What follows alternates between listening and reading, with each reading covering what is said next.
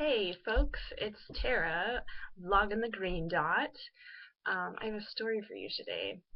I was swapping green dot stories with a friend of mine who also does green dot, and he told me about a green dot that he did at a bar where he noticed from across the room that a female friend of his was being sexually harassed by another man, and he came up to them and did a distract dot, which is when you divert the attention away from the act of violence to end it, in order to end it. So he engaged the woman in conversation and kind of blocked out the other man who was harassing her, and he went away.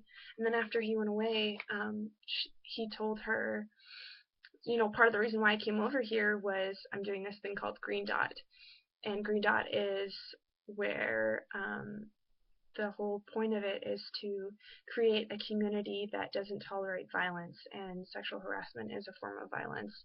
And she reacted in a way that was really unexpected, and that was she got angry at him, and she said, "I can't believe you green dotted me," which I thought was really surprising, and I can kind of understand.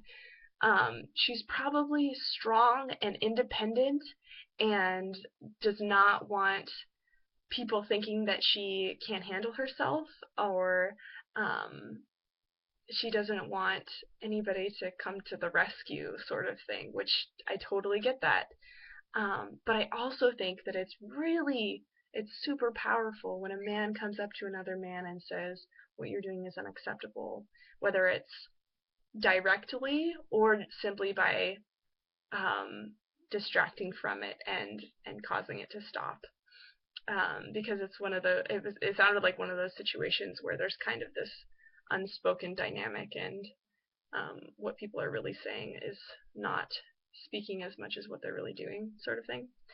Um, so I thought that was really interesting reaction, and I'm interested to hear your thoughts about what do you do when somebody objects to your green dot, um, and what do you think about that? Do you think it's valid?